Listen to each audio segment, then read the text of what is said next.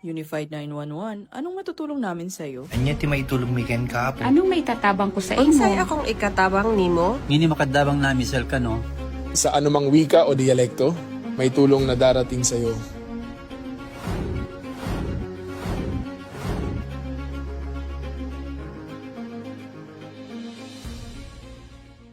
Lilingkod sa bawat Pilipino at magbibigay ng tamang impormasyon para sa tahimik at maayos na Pilipinas. Police News Network, alagad ng batas, tagapagtaguyod ng balitang pulis, sandigan ng mamamayan, patnubay ng katotohanan. La Campo Crame, maghahatid ng pinakahuling kaganapan at nagbabagang balita. Ito ang PNN Police News Network. At ngayon, ang inyong mga tagapagbalita. Magandang hapon Pilipinas, ako ang inyong alagad ng batas, tagataguyod ng Balitang Police Patrol Woman Sari Bernales. Maghahatid sa inyo ng tamang balita, kwento ng pulis at serbisyo para sa mamamayan. At ito ang PNP News Online, ang pangunahing balita ng Police News Network. Alagad ng batas, tagataguyod ng Balitang Pulis.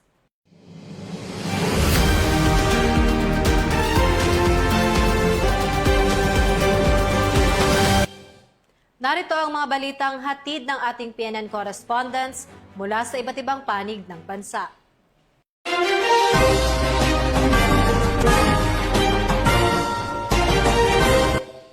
Arestado ang dalawang individual matapos makumpiska ng mga otoridad ang hinihinalang smuggled cigarettes na nagkakahalaga ng humigit kumulang 2.8 million sa isinagawang checkpoint operation sa bayan ng Midsayap, Cotabato. Police Corporal Bernadette Camino sa balita. Aabot sa 2,800,000 piso ang halaga ng pinaghihinalaang smuggled na sigarilyo na nasabat sa isang joint checkpoint operation ng Philippine National Police sa Barangay Sadaan, Midsayap, Cotabato nitong Hulyo 23 ng kasalukuyang taon. Pinangunahan ng Highway Patrol Group 12 ang operasyon, katuwang ang Midsayap Municipal Police Station, 2nd Cotabato Provincial Mobile Force Company at Regional Intelligence Division 12 bilang bahagi ng pinaigting na kampanya laban sa karnaping, paglabag sa batas trapiko at smuggling. Dalawang sasakyan ang pinahinto sa checkpoint upang sumailalim sa inspeksyon at magpakita ng kaukulang dokumento ng sasakyan at kargamento. Sa halip na sumunod, umano'y pinaharurot ng mga driver ang kanilang mga sasakyan at nagtangkang tumakas. Agad namang nagsagawa ng hot pursuit operation ang mga otoridad at naabutan ang dalawang sasakyan may humigit kumulang 150 metro mula sa checkpoint. Sa isinagawang inspeksyon, nakumpiska ang 1,000 at 100 reams ng New Berlin cigarettes at 2,000 at 200 reams ng Fort cigarettes na may kabuuang tinatayang market value na 2,823,810 piso. Inaresto ang dalawang driver na kapwa residente ng Cotabato City. Ipinalam sa kanila ang kanilang mga karapatan sa presensya ng isang kinatawar na media at isang opisyal ng barangay. Inihahanda na ng mga otoridad ang pagsasampa ng kasong resistance and disobedience to a person in authority sa ilalim ng Article 151 ng Revised Penal Code. Gayon din ang paglabag sa Republic Act No. 10863 o ang Customs Modernization and Tariff Act sa Provincial Prosecutor's Office. Patuloy namang pinaalalahanan ng Philippine National Police ang publiko na makipagtulungan sa mga checkpoint operation bilang bahagi ng pagpapanatili ng kapayapaan at pagsugpo sa mga iligal na gawain. Dito sa Cotabato Police Provincial Office, ako po si Police Corporal Bernadette Himalaya Camino, nag-uulat mula sa Police News Network. Bagong PNP para sa bagong Pilipinas, serbisyong mabilis, tapat at nararamdaman. Maraming salamat Police Corporal Camino. Naghatid ng libreng serbisyong medikal at iba pang programang pangkalusugan ang Regional Mobile Force Battalion 15, katuwang ang iba pang ahensya ng pamahalaan sa mga residente ng Mayoyaw, Ifugao. Sa pamamagitan ng programang Puro Kalusugan. Yan ang balitang tinutukan ni Patrolman Larry Clemente. Ng pagdiriwang ng Nutrition Month 2026, matagumpay na isinagawa ang puro kalusugan activity sa Barangay Monggol, Mayuyaw, Ifugao. Sa pamamagitan ng sama-samang pagtutulungan ng 15 Offers Maneuver Company, Regional Mobile Force Battalion 15, Ifugao Department of Health Human Resource for Health at ang Barangay Local Government Unit ng Barangay Monggol. Ang nasabing aktibidad ay bahagi ng patuloy na programa ng mga ahensya ng pamahalaan na naglalayong isulong ang kalusugan, mapalakas ang kamalayan ng publiko sa kahalagaan ng wastong nutrisyon at maihatid ang mga pangunahing serbisyong medikal sa mga komunidad, lalo na sa mga lugar na may limitadong akses sa serbisyong pangkalusugan. Sa isinagawang puro kalusugan activity, nabigyan ng pagkakataon ang mga residente ng Barangay Monggol na makatanggap ng iba't ibang libreng serbisyong medikal tulad ng konsultasyon at pangkalahatang check-up, kung saan nasuri ang kanilang kalagayang pangkalusugan at nabigyan ng kaukulang payo hinggil sa wastong pangangalaga sa kanilang katawan. Kasabay nito, isinagawa rin ang pamamahagi ng mga kagamitang medikal at iba pang kinakailangang health supplies upang makatulong sa pangangalaga ng kalusugan ng mga benepisyaryo. Bukod sa mga serbisyong medikal, nagbigay rin ng libreng gupit ang mga kalahok sa programa bilang bahagi ng pagsusulong ng personal na kalinisan at maayos na pangangatawan. Isa rin sa mga tampok na aktibidad ang Mobile Force Blood Donation Drive na naglalayong hikayatin ng mga mas maraming mamamayan na maging voluntaryong blood donors. Patuloy na isinusulong ng 15 Offers Maneuver Company, RMFB 15, katuwang ang ibang ahensya ng pamahalaan at lokal na pamahalaan ang mga programang nakatuon sa kapakanan ng mamamayang bilang bahagi ng kanilang abukasya sa serbisyong may malasakit, pagtutulungan at responsabling paglilingkod sa komunidad. Sa pamamagitan ng mga programang tulad ng puro kalusugan, patuloy na naihahatid ang mamahalagang serbisyong pangkalusugan sa mga mamamayan, lalo na sa mga komunidad na nasa liblib at geographical isolated areas na nagbibigay ng pag-asa at mas magandang kalidad ng pamumuhay para sa lahat.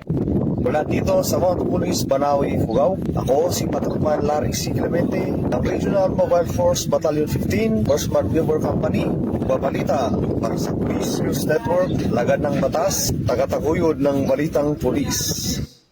Maraming salamat, Patrolman Clemente. Nakumpiska ng mga otoridad ang hinihinalang smuggled cigarettes na nagkakahalaga ng humigit kumulang 650,000 pesos sa isinagawang checkpoint operation sa bayan ng Mlang, Cotabato. Narito ang buong detalye ng report mula kay Police Corporal Jose Doliano III. Ang isang truck driver matapos masamsam ng mga otoridad ang tinatayang 650,000 halaga ng pinaghihinalaang smuggled cigarettes sa isinagawang random checkpoint operation sa Mlang, Cotabato Province noong ika-24 ng Hulyo taong kasalukuyan. Sinagawa ang operasyon ng mga tauhan ng Mlang Municipal Police Station, katuwang ang ibang unit ng pulisya at ibang ahensya. Ayon sa ulat, pinara ng mga otoridad ang cargo truck dahil wala itong side mirrors. Sa isinagawang verifikasyon, napag-alamang walang kaukulang papeles ang driver at sa isinagawang masusing inspeksyon ay natuklasan ang mga karton na nakabaon sa ilalim ng kargang mga nyog sa loob ng cargo truck. Sa harap ng isang opisyal ng barangay, isinagawa ang mastong inventaryo at pagmamarka ng mga nakopiskang ebidensya, kung saan nasamsama ang kabuuang 26 na karton ng sigarilyo na binubuo ng 9 na karton ng Busco at 17 karton ng Bros cigarettes na may tinatayang kabuuang halaga ng 650,000 pesos. Agad na inaresto ang suspect at dinala sa Mlang Municipal Police Station para sa kaukulang dokumentasyon at paghahanda ng kaukulang kaso. Samantala, ang mga nakumpiskang smuggled cigarettes ay ipapasa sa kaukulang ahensya para sa karagdagang investigasyon at wastong disposisyon. Kasabay nito, patuloy na pinalalakas ng PRO12 ang kampanya laban sa lahat ng uri ng iligal na aktibidad sa ilalim ng bagong PNP para sa bagong Pilipinas. Serbisyong mabilis, tapat at nararamdaman. Mula dito sa Police Regional Office 12, ako ang inyong PNN Correspondent, Police Corporal Jose Doliano III, alagad ng batas, tagataguyod ng balitang pulis. Maraming salamat, Police Corporal Doliano. Arestadong isang most wanted person na nahaharap sa kasong murder sa isinagawang manhunt operation ng mga operatiba ng Philippine National Police sa Lingayen, Pangasinan. Narito ang buong detalye ng balita mula kay Police Master Sergeant Carmela Danggecan.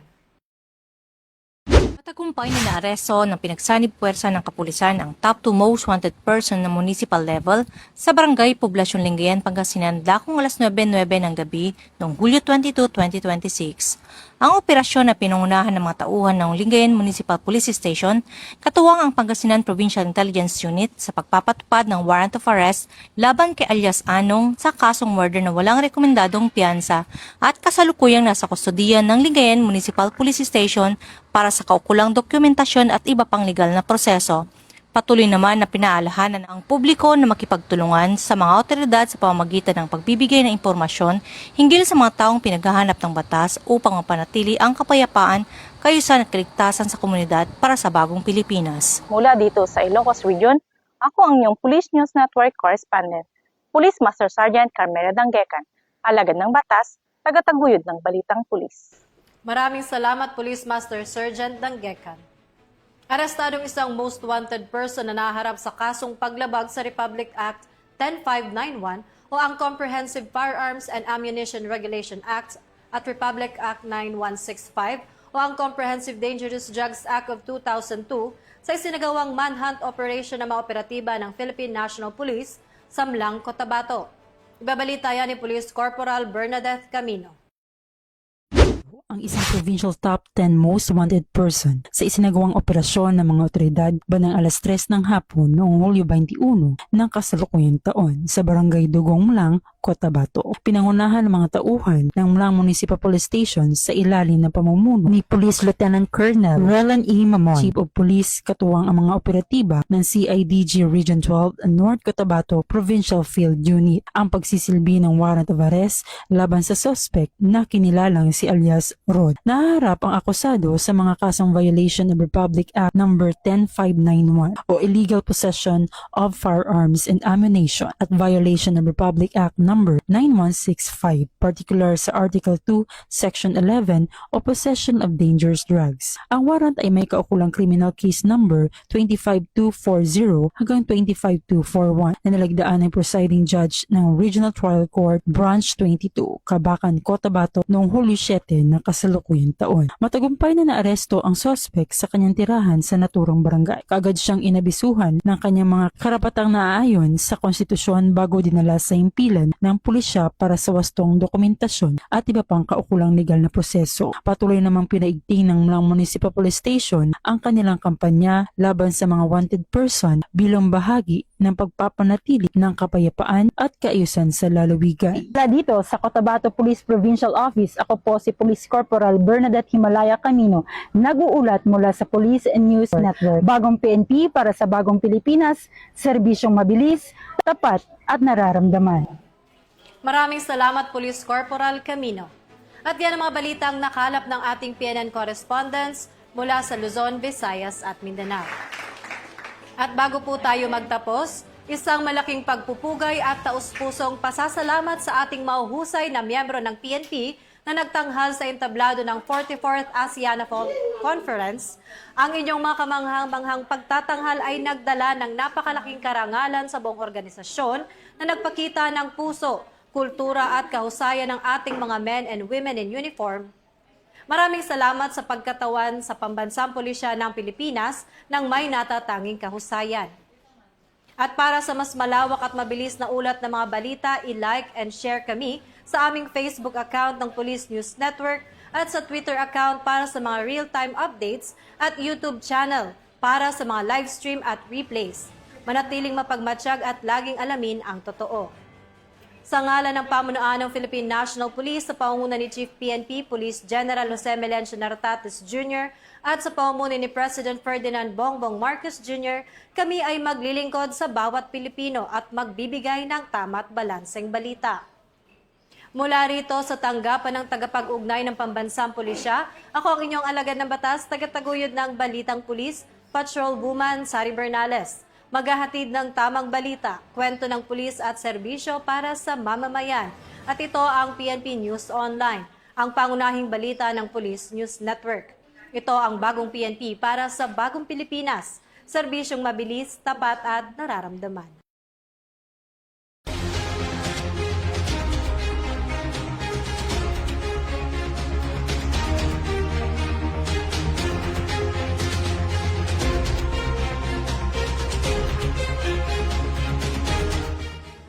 Police News Network, alagad ng batas, tagapagtaguyod ng balitang pulis.